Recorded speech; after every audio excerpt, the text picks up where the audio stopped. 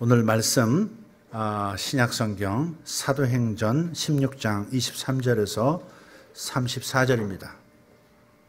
조금 깁니다마는 함께 찬찬히 합독하도록 하겠습니다. 많이 친 후에 옥에 가두고 간수에게 명하여 든든히 지키라 하니 그가 이러한 명령을 받아 그들을 깊은 옥에 가두고 그 발을 착고에 든든히 채웠더니 한밤중에 바울과 실라가 기도하고 하나님을 찬송하며 죄수들이 듣더라. 이에 갑자기 큰 지진이 나서 옥터가 움직이고 문이 곧 다 열리며 모든 사람의 매인 것이 다 벗어진지라.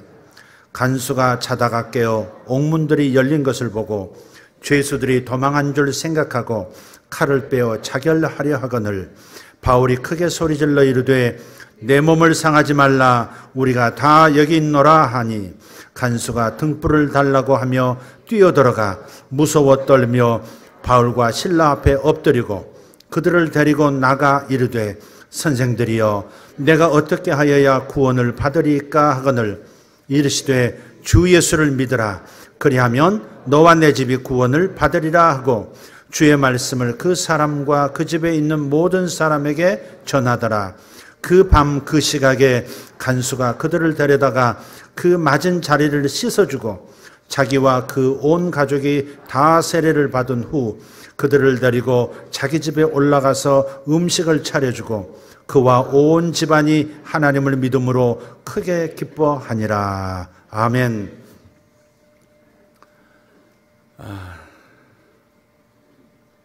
빌립보라는 유럽의 한 도시에서 사도 바울과 선지자 실라가 복음을 전하다가 체포가 됐습니다. 구타를 당하고 감옥에 갇혔을 때 벌어진 이야기가 오늘 본문의 이야기입니다. 여러분 성경을 읽으실 때 문자로만 쭉 읽지 마시고 여러분의 그 탁월한 상상력을 사용하셔서 다시 이 전파같이 다가온 이 언어들을 그림 언어로, 영상 언어로 바꾸셔서 좀 이렇게 읽으시면 좋겠습니다. 전파로 왔지만 그 전파가 영상도 되고 소리도 되지 않습니까? 그래서 원래는 이 기적이 일어난 이 이야기가 문자로 지금 바꾸어져서 기록된 거니까 우리가 다시 이 문자를, 이 글을 영상으로, 음성으로 들으면서 상상하면서 받으시면 크게 은혜가 될 줄 믿습니다. 그려보는 이미지네이션을 잘하는 분들 되기를 바라요. 이 두 사람이 모진 매질의 고통이 심했을 터인데 두 사람은 예수님을 전하다가 박해당하는 것을 오히려 영광으로 생각하고 지금 기도하고 찬송을 불렀습니다. 우리가 경험하고 우리가 믿고 있듯이 기도와 찬송이 있는 곳에는 반드시 하늘이 열리고 하늘이 열리면 기적이 나타난다는 것을 우리는 믿습니다. 아멘. 맞습니다. 지금 이 두 사람이 찬송하고 기도할 때 기적이 일어났어요. 갑자기 큰 지진이 일어났고 옥터가 흔들리면서 저들을 묶어놓았던 벽에 박힌 그 쇠사슬, 그 핀이 빠져나와 버린 거예요. 그리고 옥문이 열렸고 그렇기 때문에 죄수들이 다 그냥 그대로 자연재해를 피한다는 핑계를 대고 감옥 밖으로 다 도주할 수 있었습니다. 예. 자다가 봉변을 당한 간수장은 죄수들이 다 도망한 것으로 알고 가족들에게까지 연대 책임이 돌아올까 봐 자기 선에서 끝내려고 칼을 빼서 자결하려고 합니다. 그때 어둠 속에 있었던 바울이 외칩니다.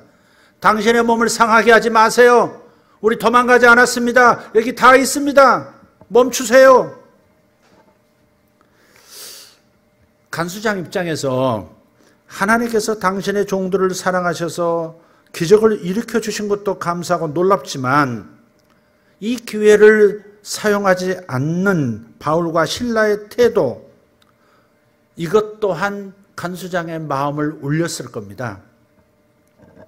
대부분 사람들은 어떤 상황이 벌어지면 이 상황이 나에게 유익한 것인가 아니면 불리한 것인가 이거부터 생각합니다.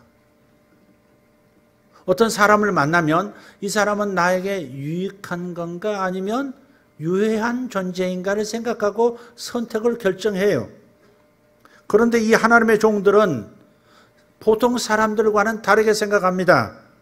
이 상황이, 이 감옥이 열린 이 상황이, 아니 감옥에 갇힌 이 상황부터 감옥이 열린 이 상황까지 하나님 나라의 유익이 되는 것인가 아니면 하나님 나라의 유익이 되지 않는 것인가 입장에서 생각했다는 것입니다. 우리가 감옥 바깥으로 나가는 것이 하나님의 영광에 도움이 되는 것인가, 하나님의 얼굴에 누가 되는 것인가, 그것을 생각하고 그 판단 기준을 근거로 행동했다는 것이에요. 그래서 이들의 행동을 볼 때 바울과 실라, 이 사도와 선지자는 감옥에 들어온 것이 억울하다고 생각하지 않았던 것 같습니다. 오히려 감옥에 들어온 이 상황이 하나님의 섭리 가운데 있었다고 생각했고 그 섭리가 아직은 이루어지지 않았다고 판단했기 때문에 저들은 감옥 바깥으로 나갈 생각을 하지 않은 겁니다. 하늘이 짜놓은 그물은 하도 촘촘해서 빠져나갈 수가 없다, 그런 말이 있어요. 하나님께서 섭리하신 이 지구촌을 섭리하시는 하나님의 촘촘한 그물은 모든 것이 하나님의 손에서 지금 계획되어지고 움직인다고 하는 확신 속에서 우리가 선택할 수 있는 그런 믿음의 근거가 되고 있어요. 또 자신들은 탈옥하면 그만이지만 간수장은 책임을 면하지 못할 것이라 생각했을 거예요. 그래서 결국 간수장의 자해를 막을 수가 있었고 그것이 그와 그의 온 가족들의 구원으로 이어지게 된 것입니다. 간수장은 지금 한순간에 이 상황을 다 보았습니다. 달고 다른 사람 아니에요? 나라의 가장 흉악한 범죄자들을 다룬다면 보통 머리겠습니까? 보통 눈치겠습니까? 보통 상황 판단력이겠습니까? 한순간에 이 상황을 읽었습니다. 일어난 일도 보통 일이 아니었고, 다시 말해서 세상에 아까 저들이 캄캄한 그 고통 속에서 매 맞은 것도 지금 추스리기가 어려운 상황에서 기도도 하고 감사하다고 찬송하는 소리를 들었는데, 아, 저들이 섬기는 신이 보통 신이 아니구나, 그렇게 생각한 거예요. 지금 이 갑자기 찬송과 기도 속에서 지진이 갑자기 일어나고 옥문이 다 열려버리고 쇠사슬도 다 끊어지고 이런 상황이 무슨 상황이냐 이거예요.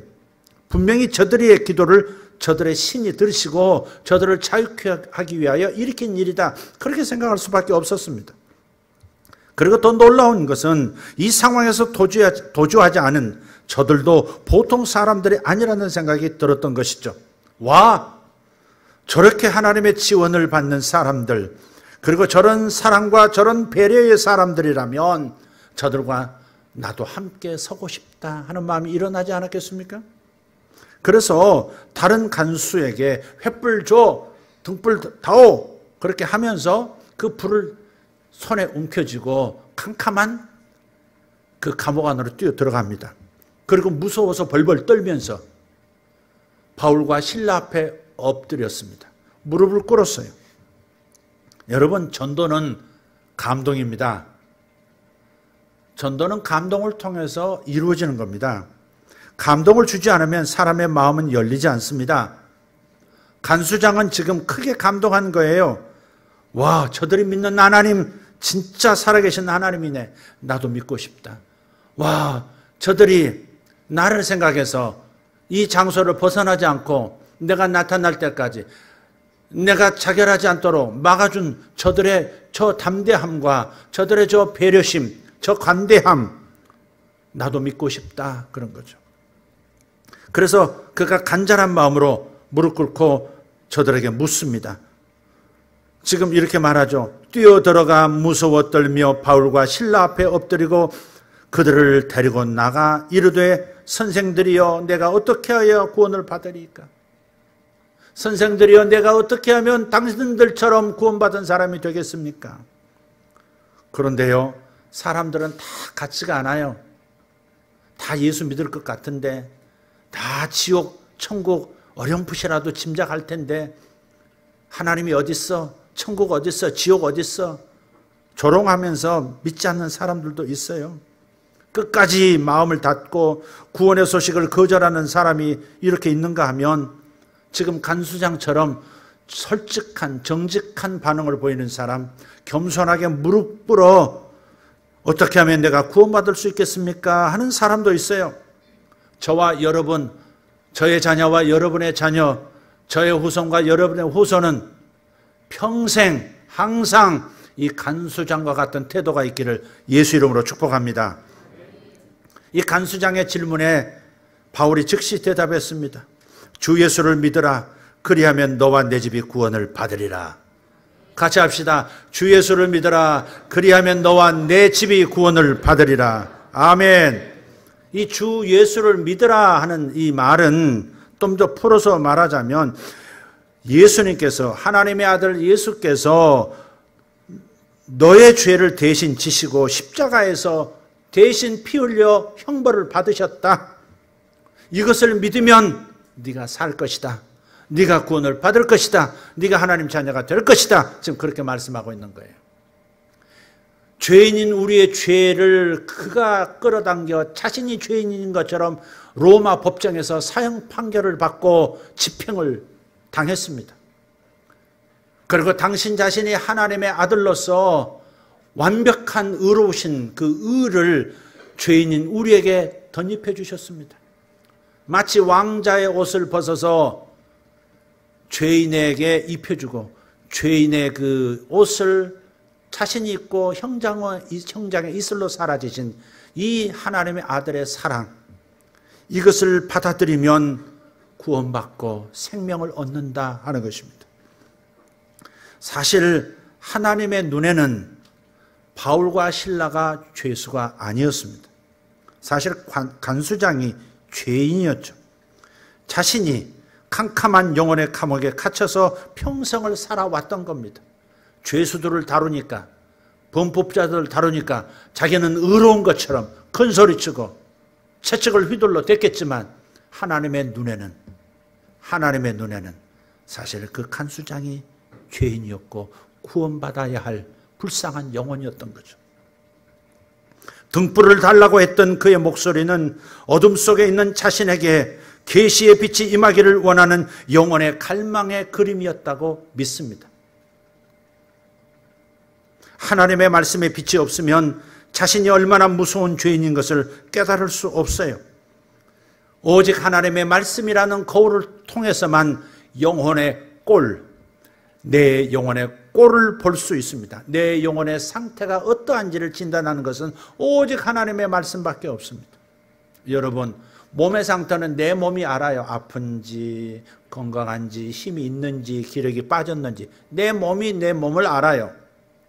내 마음 상태도 내 마음이 알아요. 슬픈지, 기쁜지, 우울한지, 뛸 듯 행복한지. 내 마음 스스로 알아요. 그러나 내 속에 있는 사람의 본질은 영원히 죽지 않는 영은 절대 마음도 몸도 눈치챌 수가 없어요. 어떤 상태인지 알 수가 없어요. 내 영의 상태를 알 수 있는 유일한 길은 바로 영혼의 거울인 하나님의 말씀을 읽을 때 나타납니다. 아, 내가 구원받은 영이구나. 아, 내가 하나님의 자녀가 된 영혼이구나. 아, 하나님의 모든 소유가 나에게 유산으로 물려져 있구나. 와, 내 영혼은 거룩하구나. 와, 내 영혼은 완전하구나. 이것을 알 수 있는 것은 오직 영혼의 거울을 통해서만 알 수 있습니다. 그러니 여러분의 영혼의 상태를 알고자 한다면 하나님의 말씀을 읽으셔야 합니다. 내 얼굴을 내 눈으로 보는 사람은 단 한 사람도 없습니다. 내 얼굴을 내 육안으로 본 적이 있는 사람 손들어 보십시오. 전부 거울을 통해서 내 얼굴이 어떠한지 알았죠. 내 영을 아는 것도 하나님의 말씀의 거울을 통해서만 알 수 있는 것이니 말씀의 거울을 갖가지 않는 자는 당신의 영이 얼마나 큰 복을 받았는지, 얼마나 위대한 존재가 되었는지, 슈퍼맨 같은 존재가 내 몸뚱이 안에 있구나 하는 사실을 알게 되는 것은 오직 하나님의 말씀의 거울을 통해서 뿐입니다. 아멘 합시다. 그리고 하나님의 말씀을 통해서라야 예수님께서 나의 죄값을 대신 지불해 주셨다는 것을 알게 되고 믿을 수 있게 되는 것입니다. 여러분, 주 예수를 믿으면 즉시 구원받게 되는 것을 믿으시면 아멘 하십시다. 아멘. 그렇게 말씀하잖아요. 주 예수를 믿으라. 그리하면 너와 내 집이 구원을 받으리라 하고 그 주의 말씀을 그 사람과 그 집에 있는 모든 사람에게 전하더라. 자, 간수장과 그의 가족들을 구원시키는 것, 바로 이것이 하나님의 계획이었어요. 바울이 감옥에 들어갔었어야 하는, 죄가 없는 이들이 감옥에 들어가서 매질당하기까지 하고 지진을 경험하고 간수장의 자결을 맡고 이 모든 과정들이 뭐였다고요? 하나님의 섭리의 촘촘한 그물 아래 간수장도 바울도 신라도 있었던 것이죠. 주님께서 만나게 하신 거예요. 무엇을 위해서? 간수장과 그의 가족들을 구원시키기 위해서 하나님이 짜놓은 계획이었던 거예요. 할렐루야. 예수님께서는 나를 위해서만 십자가를 지시지 않았습니다. 예수님은 우리 가족들을 위해서도 죽어주신 줄 믿습니다. 오늘 본문에서는 이것을 3번씩 4번씩 강조합니다. 너와 내 집이 구원을 받으리라. 자기와 그 온 가족이 다 세례를 받고 그 집에 있는 모든 사람에게 전하더라. 그와 온 집안이 하나님을 믿음으로 크게 기뻐하니라. 4번 계속해서 너와 내 집, 자기와 온 가족, 그와 온 집안 이렇게 얘기하고 있어요. 하나님의 구원의 복은 당신 한 사람으로 그치기를 원하시지 않아요. 가족 구원을 해서 힘쓰시기를 바랍니다. 할렐루야. 바로 그것입니다. 하나님은 나를 위해서만 죽어주시지 않았고 내 가족들을 위해서 죽어주셨으니 그대가 진정으로 구원받은 사람임을 확신하고 그 감격이 있다면 가족들도 살려야 마땅한 줄 믿습니다. 자, 2번째 이야기입니다. 많은 사람들이 저에게 묻습니다. 목사님, 어째서 제가 기도해주고 있는 그 사람이 구원을 받지 못하고 있을까요? 저는 그들을 위해서 10년째 기도하고 있습니다. 그런데 아직도 하나님께서 제 기도에 응답을 해주고 있지 않으십니다. 그런 분들에게 저는 이렇게 답을 드립니다. 꿈 깨세요. 물론 속으로만 합니다. 당신의 믿음으로 다른 사람들을 구원받게 할 수 없습니다. 당신이 가진 믿음으로 다른 사람을 구원시킬 수 없습니다. 꿈 깨세요. 그 말이에요. 무슨 말입니까? 제가 지금 무슨 말씀 드리고 있어요? 기도하지 말라는 얘기예요? 아니에요. 그 얘기가 아니에요. 주 예수를 믿으라. 그리하면 너와 내 집이 구원을 받으리라. 이 구조를 통칭 이렇게 가르치고 있어요. 당신이 예수님을 믿으면 당신의 가족들도 구원받게 된다고 약속하셨으니까, 그러니 당신의 가족과 당신의 친지들의 구원을 주장하며 기도하십시오. 주님, 저를 구원해 주시면 우리 가족도 구원해 주신다고 하셨잖아요. 그러니 우리 가족도 빨리 구원받게 해주세요. 예수 믿게 해주세요. 이렇게 사용하라고 주신 구절이 아니다 이 말이에요. 실상은 이렇습니다. 우리는 딴 사람의 구원을 주장할 수 없어요. 이 구절은 그런 뜻이 아닙니다. 주 예수를 믿으라. 그러면 내가 구원을 받을 것이다. 여기까지 아멘. 2번째, 이와 마찬가지로 너의 가족들도 예수를 믿으면 구원을 받게 될 것이다. 이렇게 말씀하고 있는 거예요. 네가 예수 믿으면 자동적으로 다른 사람들도 구원받게 하겠다고 약속하신 말씀이 아니라 네가 예수를 받아들였을 때 네가 구원받았듯이 너의 가족도 예수를 받아들여 구원받기를 원하노라, 그 말을 한 거다 이 말이에요. 그래서 각 사람은 각각 자신들이 예수님을 믿을 때 구원을 받습니다. 어떤 남자들은 그래요. 자기 아내 치맛자락 붙잡고 네 덕에 나도 천국 간다. 굉장히 게으를 뿐 아니라 실수하고 있는 거예요. 각각 자기 자신의 예수를 영접해야 합니다. 아무리 믿음 좋은 사람이 곁에 있어도, 아무리 믿음 좋은 부모가 나의 부모여도 각각 자기의 때가 이름에 예수님을 마음으로 영접하고 내가 죄인인 것을 깨닫고 예수님께서 죄인인 나를 위해서 대신 하나님의 형벌과 저주를 받아주셨다는 사실을 받아들이고 예수님 나의 구원자가 되어주십시오 라고 영접할 때 구원이 그때 임하는 것이죠. 베드로전서 1장 23절 보십시오.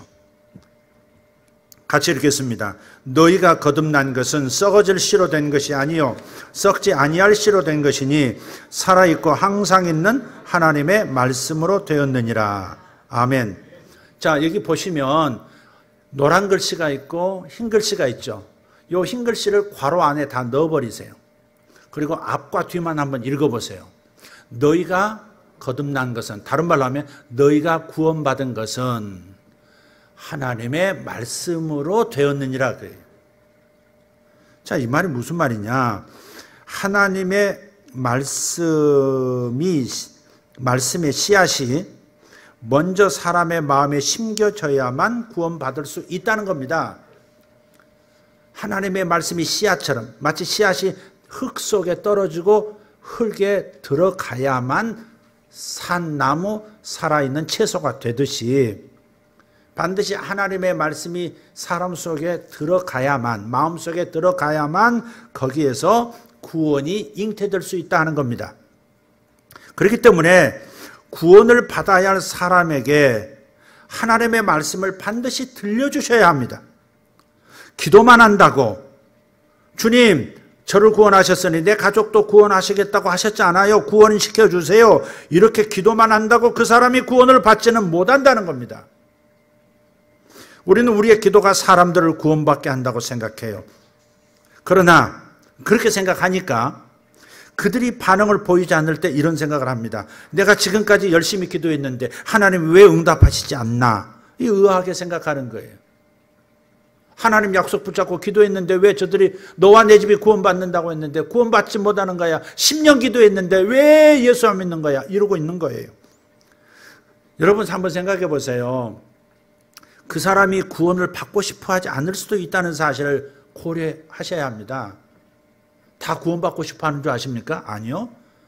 그래, 기독교가 그래도 괜찮지. 아마 예수님 믿는 거 좋을 거야. 맞아. 나도 예수님이 하나님의 아들이신 것 같아. 이렇게 생각하고 말하는 사람들이 있어요. 그러나 예수 믿고 싶지 않아.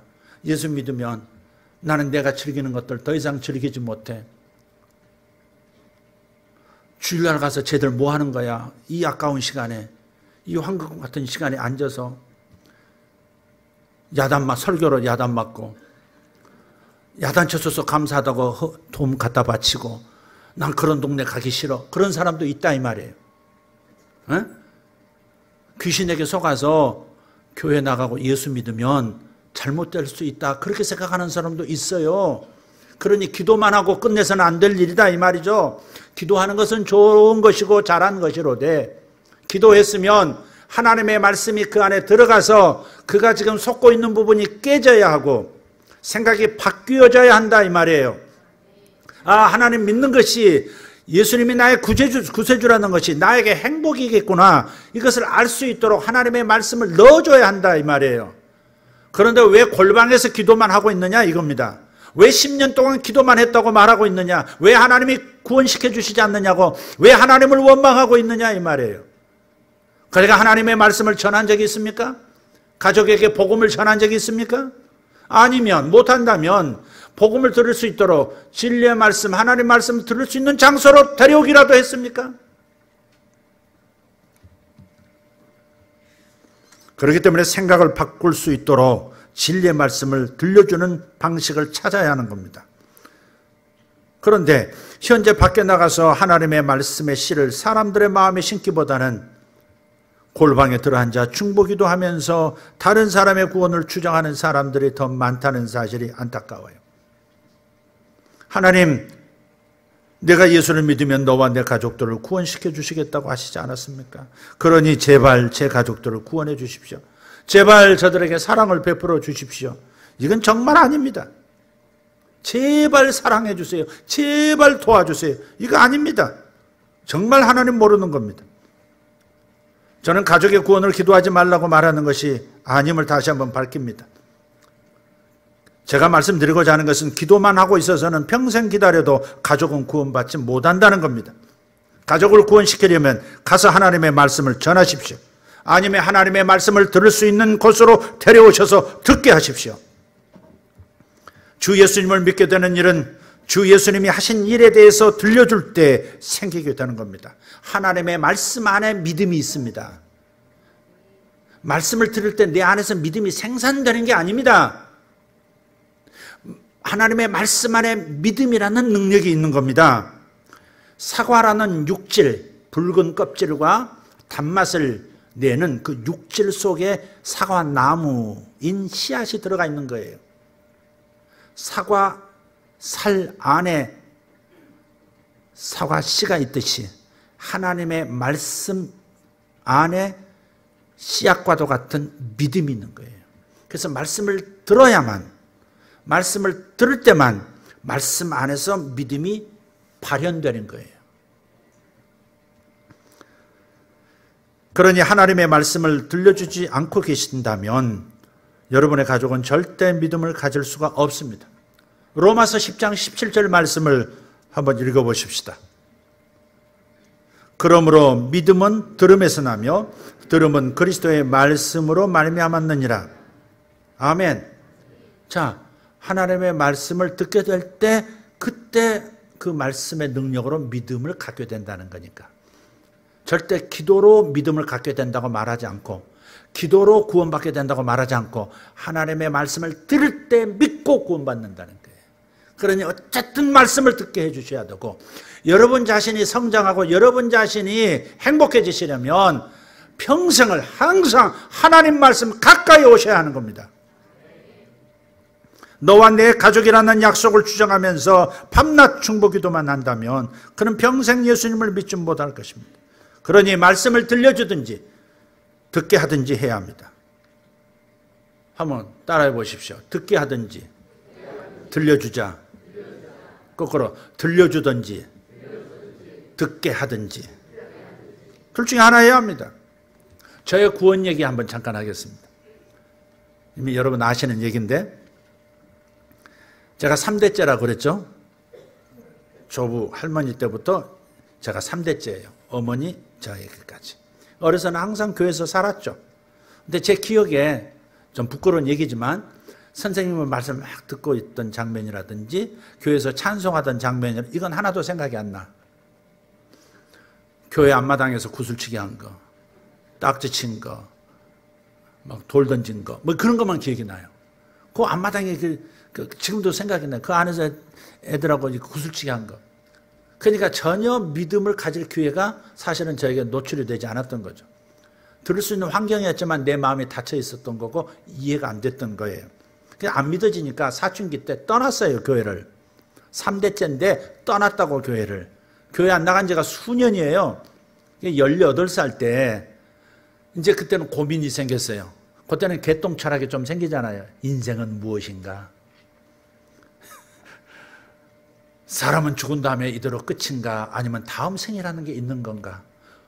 저기 힌두교와 불교에서 말하는 그 환생이라는 것도 있는 건가? 윤회라는 것이 있는 건가? 온갖 고민이 다 됐더라고요. 내 성질은 왜 이런가? 내 집안은 왜 이런가? 막 고민이 막 계속 되면서 나중에는 너무 복잡해지니까 죽고 싶더라고요. 아, 죽는 게 답이다. 한강까지 갔어요. 또 집이 또 한강가에 있었어, 옛날에. 한남동이니까. 한강가에서 물결을 바라보면서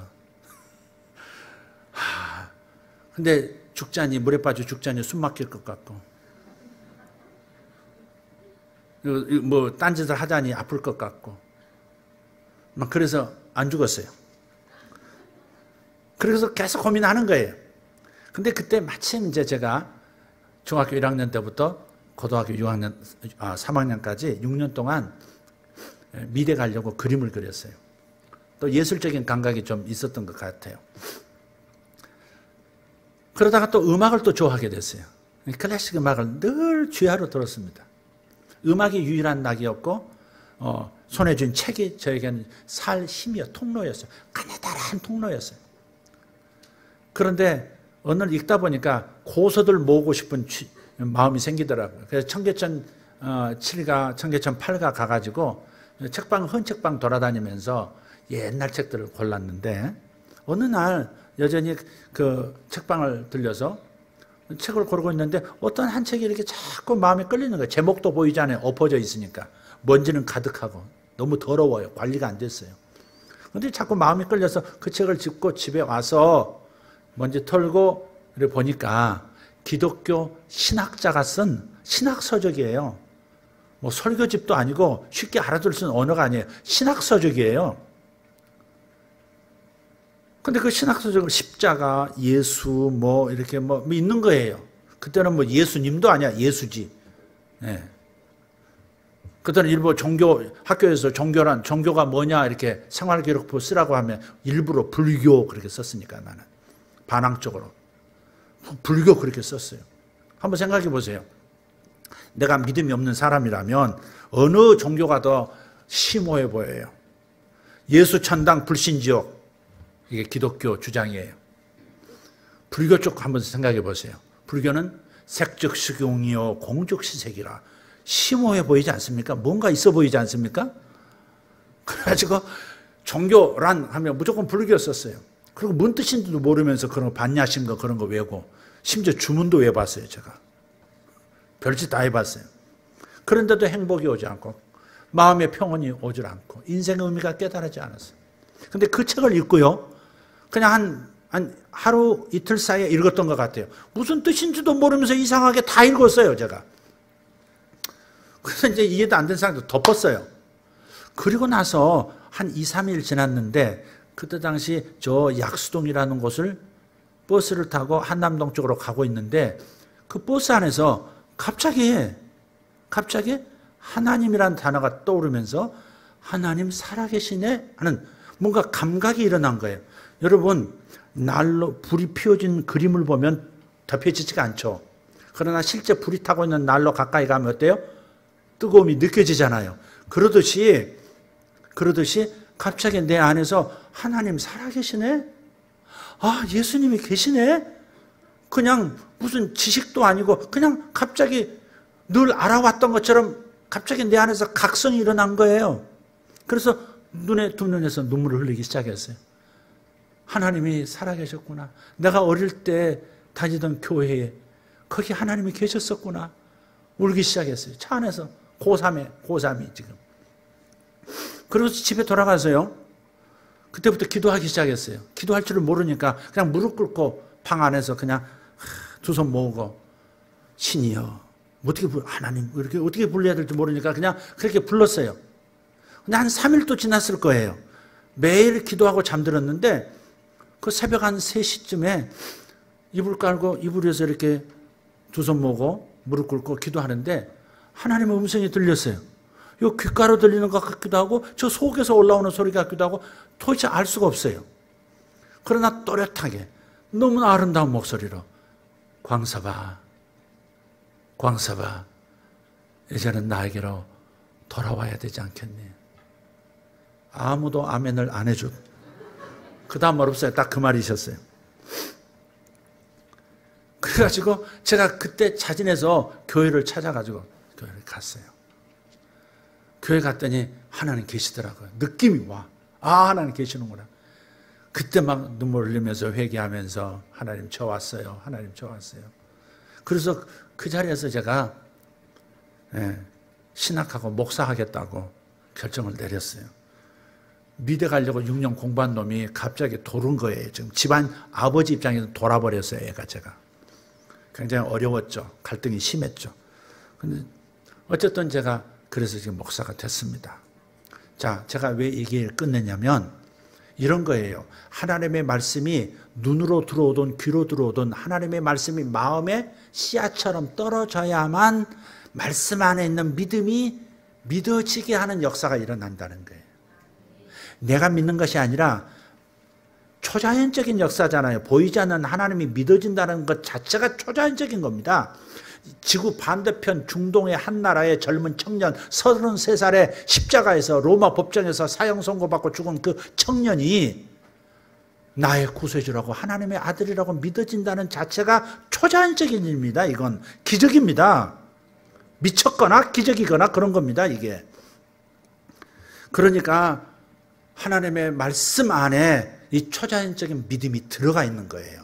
그래서 말씀을 내가 흡수하면 말씀 안에 있던 그 씨앗 같은 믿음이 드디어 발현이 되는 거예요. 그래서 말씀을 들려주어야 한다는 겁니다. 할렐루야. 할렐루야. 바로 그거예요. 여지껏 사랑하는 가족을 위해서 기도해 오신 여러분이시라면 잘하신 거예요. 중보기도는 좋은 겁니다. 아멘 합시다. 그러나 이제 더 좋은 기도 방법이 있어요.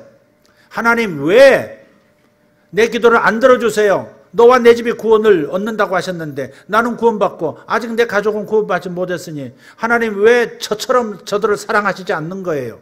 이런 투로 하나님을 원망했어요. 내가 하나님보다 더 저들을 사랑한 것처럼, 내 가족을 더 사랑한 것처럼 착각한 거예요. 그래서 이제 이렇게 기도하기 시작하셔야 돼요. 하나님 아버지, 제가 제 가족을 사랑하는 것보다 하나님께서 저의 가족을 훨씬 더 사랑하시니 감사합니다. 제가 하나님으로 하여금 제가 사랑하는 것만큼 아버지께서도 사람들을 사랑하게 해야 한다고 생각했던 것을 용서해 주십시오. 이 오만함과 독선적인 태도를 용서해 주십시오. 예수님을 대신해서 하나님과 다른 사람 사이에 중보자가 되려고 한 것을 용서해 주십시오. 하나님께서 저의 가족과 친구들과 이웃들을 열정적으로 사랑하시는 것을 알았습니다. 그러기에 제 자신을 주님께서 사용하실 그릇으로 기꺼이 지금 드립니다. 오늘 제가 주님의 말씀을 누구에게 선포하기를 원하시는지 알려주십시오. 저에게 꼭 집어 지혜를 주십시오.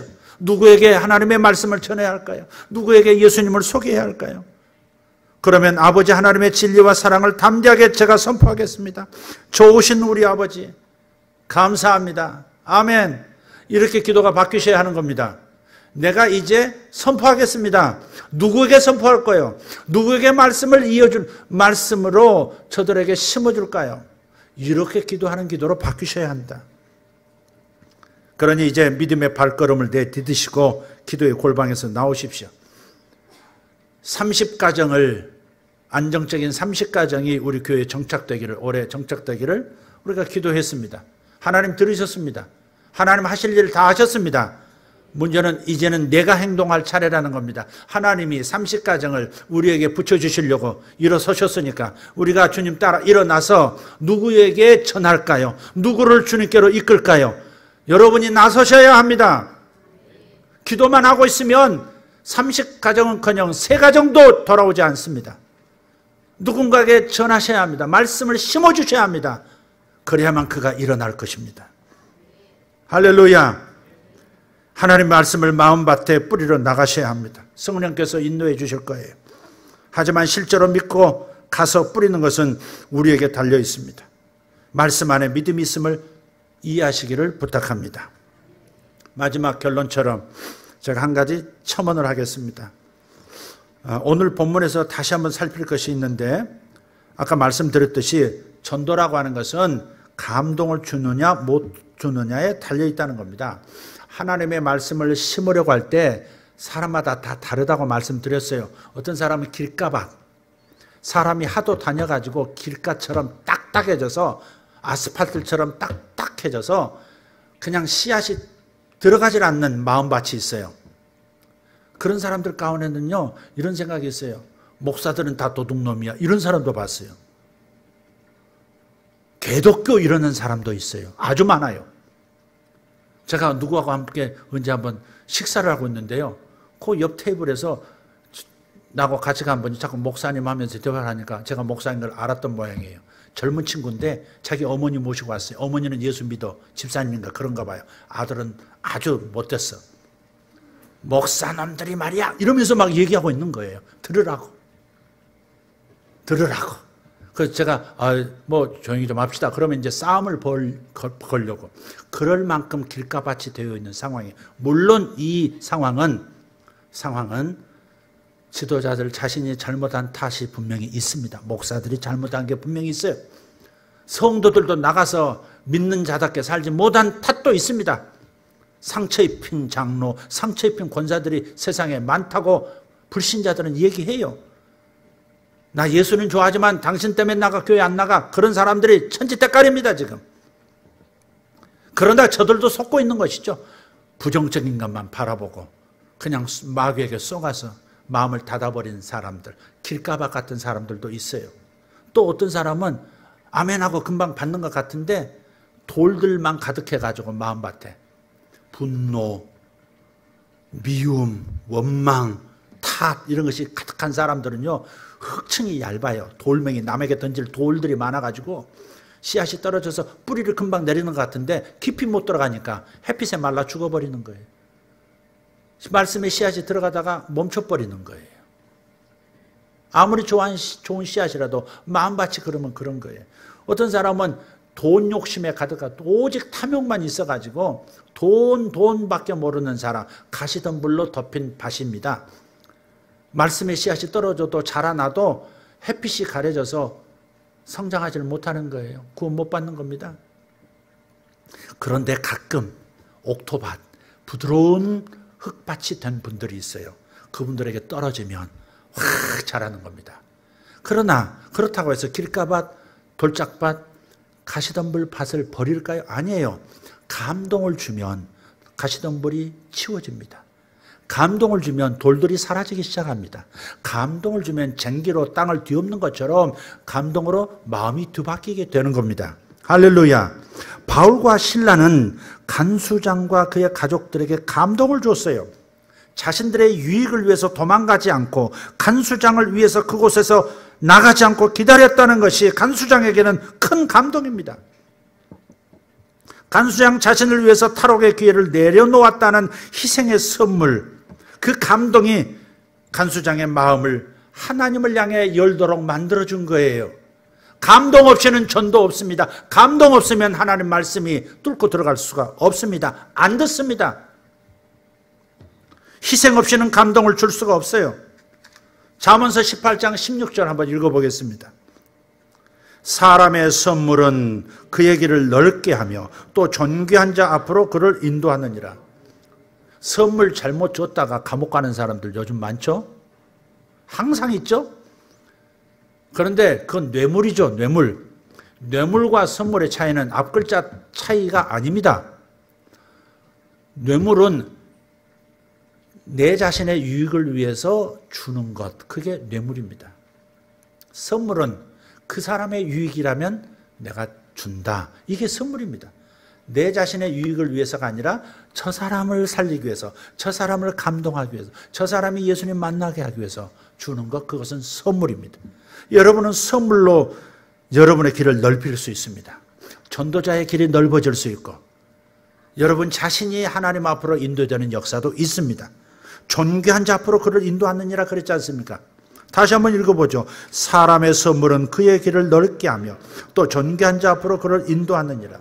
제가 왜 오늘 저분을 간증시켰게요? 우리 교인도 아니시잖아요. 유튜버로서 제 설교를 들으시는 분이에요. 제가 왜 앞에 세웠을까? 저분이 그런 분이기 때문에 그래요. 다시 한번 말씀드려요. 김영석 집사님. 뜨지 마시고 올라가지 마시고 교만해지지 마시고 안전벨트 딱 매고 꽉 엉덩이 붙이고 앉아 계세요. 오늘 살짝 띄울 겁니다. 본인은 뜨시면 안 돼요. 저분은 정말 전도자입니다. 희생을 통해서 사람의 마음에 감동을 주는, 저분 집을 시골에 가보면요, 창고형 집에서 사시면서 넓은 땅을 가지고 있어요. 그 땅에 닭이 200마리, 300마리 자라고 있어요. 또 어제 말씀드렸던 500마리 병아리 또 사셨대요. 그 다음에 오리가 또 있고, 거기 개들도 있고, 염소들이 있어요. 흑염소. 아니, 건축업에서 돈을 많이 버시는 분이 무슨 저기 농장까지 하시냐고 그랬더니, 목사님, 저는요, 사람들을 먹이려고 길러라우. 10명 오면 염소 한 마리 잡고요. 개 좋아하는 분들 오면 개 잡아라우. 전번에 우리 목자들이 내려갔을 때 염소를 잡으셨어요. 염소 잡으셨나? 하여간 우리를 대접하려고 얼마나 애를 쓰시는지. 오늘도 어제도 오셔가지고, 목사님, 내일 그냥 하여간 뭐든지 점심 후에 뭐 드실 수 있도록 딸기를 좀 사야 되겠어라. 그래가지고 하이마트 가셔가지고, 하이마트 맞나요? 하나로마트. 다음에는 하나로마트를 들려주시기를 바랍니다. 아니 하이마트 들려주시기 바랍니다.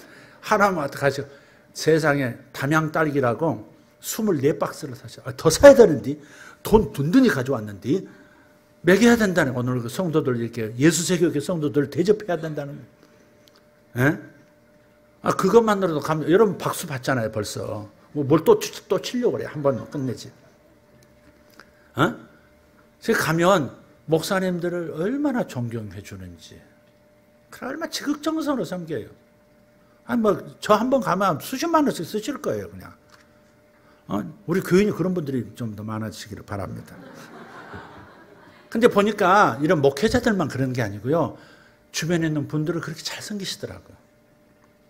염소 잡고 개 잡고 닭 잡고 오리 잡고 계속 또 닭을 또 몇 마리 잡아가지고 오셔가지고 한 마리 또 우리 주셨는데 닭을 저거 어떻게 먹을까 지금 염려스러워요. 큰 장닭 하나 잡아오셔가지고 아직 집에 있어요. 그 달걀을 계속 이렇게 큰 알들 말이죠. 자연산 그냥 오염 안 된 거, 방목에서 키운 거. 그걸 막 여러분들 드신 분들 계실 거예요. 여러분 그렇게 사람의 선물은 그의 길을 넓혀주는 거예요. 여러분 사람에게 감동 주자. 그러니까 저분이 하시는 말씀, 가족들도요 돈 써야겠더라고요. 그러더라고요.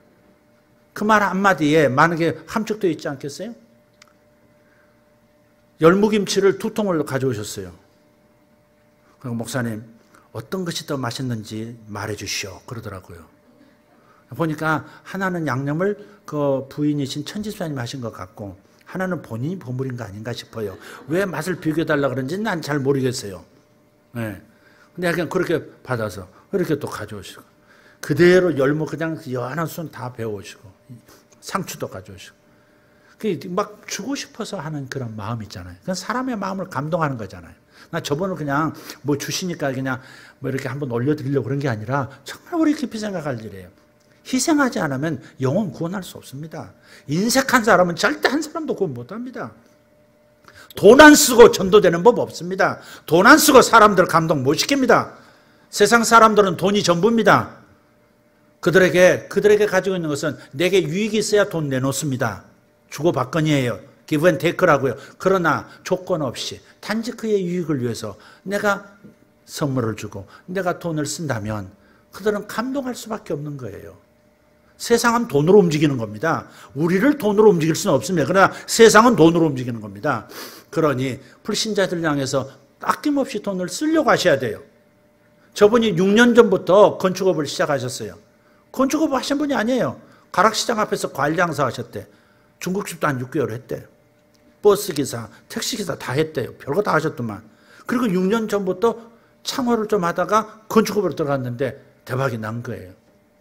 오랫동안 자리 잡은 건축업자를 찾지 않고 저분을 찾는 까닭은 저분에게 있는 특별한 열심과 기술도 있지만 저는 생각해요. 작년만 해도 13채 집을 지었답니다. 한 달에 한 채씩 지은 셈이죠. 올해 봄이 되어서야 수주가 들어오는데 벌써 3월이 되기 전에 3채 집 지어달라고 주문이 들어왔답니다. 왜 그렇게 밀어주실까? 솔직히 저한테 얘기하시더라고요. 한 2천만 원, 3천만 원은 남아라오 그러시더라고요. 10채 보시고 2, 3억 번다는 얘기 아니에요. 20채면 얼마겠어요? 이제 가격을 좀 올렸대 이제. 주가가 올라가지고 조금 1,000만 원씩 올렸대요. 그러니까 돈 더 많이 버시겠지 이제. 3, 4천 버시는 거지 이제. 가족에게 이런 정보를 알려도 되는 겁니까? 어쨌든 여러분 돈 쓰셔야 합니다. 가족들한테도 써야 이제 이게 감동이 돼서 예수 믿습니다. 아멘? 절 보세요. 돈 쓰세요. 하나님께도 쓰시고 사람들에게 쓰셔야 합니다. 근데 하나님께서 그러면 밀어주신다고요. 제가 단지 부자가 되고 싶은 게 아니라 단지 부자 되려고 애끼는 게 아니라 저게 영혼들 구원하고 세상 사람 도우려고 돈을 저렇게 벌려고 애쓰는구나. 밀어주시죠. 목표가 거룩하면 하나님의 남다른 후원이 있습니다. 여러분 꼭 믿음을 가지시고 한번 따라합시다. 인색하면 전도가 안 된다. 희생하고 선물 주면 전도된다. 아주 단순합니다. 예, 제가 아는 우리 교회 성도 한 분도 누구를 도와주려고 애를 쓰고 막 그러시더라고요. 돈을 쓰는 거예요. 돈을 쓰는 거예요. 그러니까 교회도 따라 나오고 그러는 거예요. 감동 없이는 전도 안 됩니다. 꼭 기억하시기를 바라고, 가만히 있어서 기도만 한다고 전도되는 거 아닙니다. 여러분 기도하셨으면 나가서 30가정 이상 정착할 수 있도록 여러분 노력해 주시기를 바랍니다. 하나님이 역사하실 것입니다. 기도하겠습니다. 하나님 감사합니다. 하나님 감사합니다. 오늘 이 시간 함께 기도했으면 좋겠습니다. 여러분의 목소리로, 여러분의 마음, 여러분의 생각으로 지금 여러분 자신을 드렸으면 좋겠습니다. 주님, 제가 담력이 약합니다. 그러나 내가 받은 은혜를 예수님에 대한 소개로, 하나님에 대한 소개로 바꾸어서 내가 좀 한마디라도 전해보겠습니다. 한마디라도 예수님을 소개하겠습니다. 정 용기가 안 나면 마음을 감동시켜서 말씀을 들을 수 있는 교회로 데리고 오겠습니다. 그리고 제가 꼭 이렇게 하겠습니다. 꼭꼭 닫았던 지갑 차크 열겠습니다. 이웃을 향해서 내가 돈을 사용하겠고 아까워도 희생하며 나누겠습니다. 선물은 사람의 마음을 여는 법. 하나님, 돈으로 사람의 마음을 사서 하나님께 영혼을 드리겠습니다. 우리 이 시간 함께 기도하도록 1분 동안만 함께 정말 진지하게 하나님 앞에 약속을 드리며 기도할 수 있기를 바랍니다. 주님 감사합니다. 주님 감사합니다. 오늘의 말씀을 이루소서. 주님, 저들에게 이루소서. 하나님, 물질을 사용해서 사람을 감동시키게 주시옵소서. 성도들이 감동을 주는 사람들 되게 하여 주시옵소서. 살아계신 하나님 감사합니다. 살아계신 우리 하나님 감사합니다. 살아계신 우리 하나님 감사합니다. 살아계신 우리 하나님 감사합니다. 나를 써 주시옵소서. 제가 일어서겠습니다. 제가 물질을 사용하겠습니다. 감사합니다. 감사합니다. 예수님의 이름으로 기도합니다.